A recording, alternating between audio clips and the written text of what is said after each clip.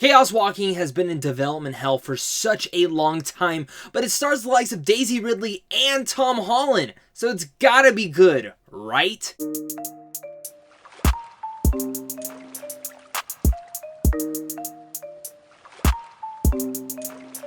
What's going on, buddy? My name is Zach, and welcome back to a brand new movie review. Today we're going to be discussing Chaos Walking, which takes place in a dystopian world where there are no women, and all living creatures can hear each other's thoughts in a stream of images, words, and sounds called The Noise. This is directed by Doug Liman, and it stars the likes of Tom Holland, Daisy Ridley, Demian Bichir, David Oyelowo, Cynthia Erivo, Mads Mikkelsen, Nick Jonas, and even Kurt Sutter. I'm quite interested in this one for a lot of different reasons. I love the cast, I love the director involved with this, and the premise itself seems very interesting. I like a good new sci-fi venture, and Chaos Walking is a sci-fi adventure for sure.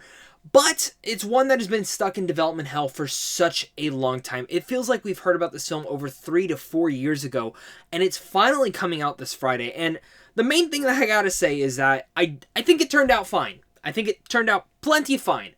I think there's some good things to it. I think there's some bad things to it, and there are some things in the middle of the road that we're definitely gonna have to discuss here. The most important part about all of this stuff, guys, is that I want to hear your guys' thoughts down below in the comment section. So are you guys gonna be checking out Chaos Walking this week? Did you read the book? Have you already seen it? Let's discuss it all down there in the comment section. I really need to hear your guys' thoughts on this one. While you're down there, make sure to hit that like and subscribe button for all sorts of early movie reviews like this on a daily basis. But with every movie review of mine, let's start with the pros. And the main pro that I have with Chaos Walking is how beautiful it is to look at. This is a gorgeous film shot in all handheld style. And I think that was a great thing that Doug Liman was able to do, especially with the venture that they are going on in this dystopian world that we are taking place in.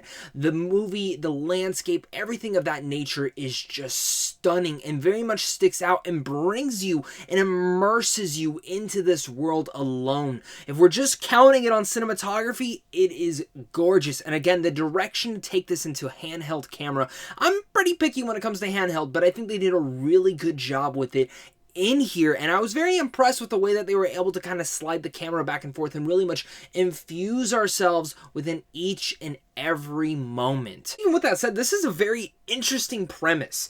I love the premise, the fact that like you can hear every single person's thoughts and the way that it kind of comes around, and there were some cool interesting ideas within there, and even the effects of how they did it were splendid and really gorgeous as well. And again, added to that cinematography, it kind of has this neon flare-ish look that really stuck out and made a memorable experience for me within those elements. The casting here is pretty good as well. They are doing as best as they can with the material in their hands. And I think one of the things that I really want to press out there is Daisy Ridley in here.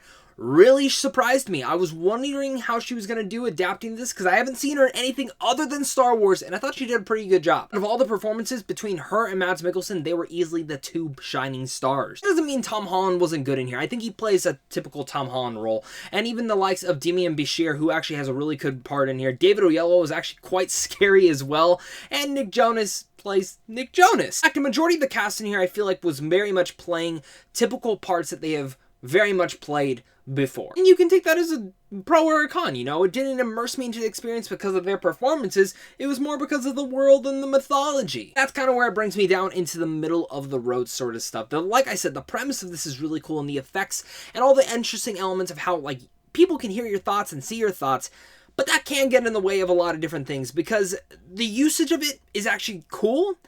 But then it gets a little bit too much at times, especially when it comes down to Tom Holland's character, who I liked his performance, but his character in the way that it was written was very much narrated, and every time he would talk, you would hear his voice, and it would overplay it. And 85% of the time, it was like either his voice was talking or he was talking, and it kind of took my head for a spin for quite a bit. I think, yes, I know this is based off a novel, and I think a novel, it would work very well, but I think in a movie, you need to kind of execute it in a little bit of a different way. Maybe change the mythology just a bit, or even tone back on it just a ton. Because for me, again, it just felt like Tom Holland talking to himself. And, you know, the way that he's talking to himself is very realistic. The way that he was thinking is how I would probably be thinking in these scenarios.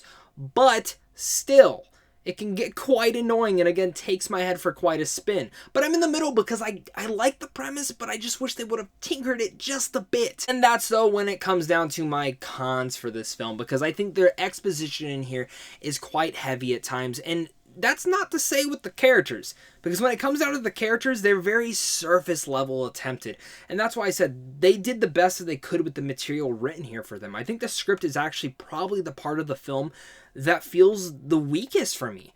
Every moment in here, I didn't feel like I had a reason to root for these characters other than the fact that it was Tom Holland and Daisy Ridley playing these characters.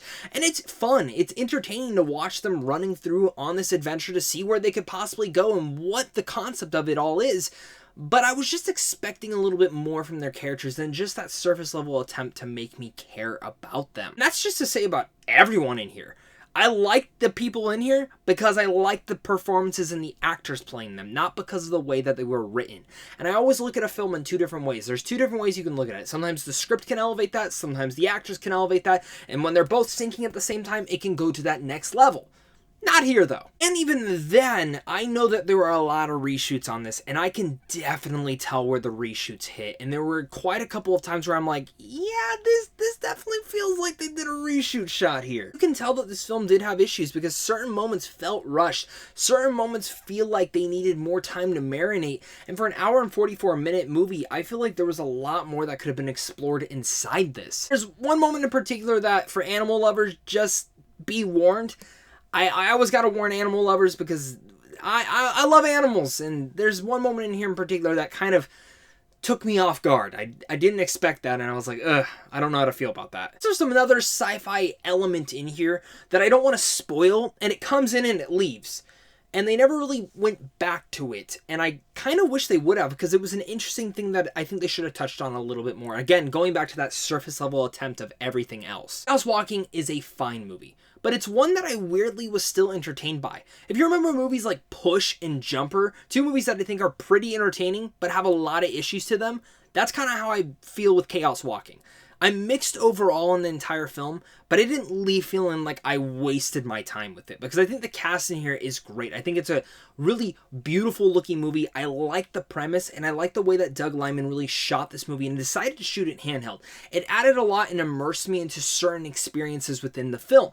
While, the movie has a lot of issues when it comes to the script, surface level characters, and the premise overall, the kind of hearing other people's voices and seeing their thoughts can get quite annoying. I wish they would have pulled back just a bit in there. There's a couple sci-fi elements that I think they could have dug into a little bit more, and when it came down to the ending, I kind of rolled my eyes at it because I'm like, okay. But again, like I mentioned, I was still entertained by this movie because it kind of reminded me of films like Jumper and Push, which I enjoy. And I think if you enjoy those, you're probably going to enjoy this one too.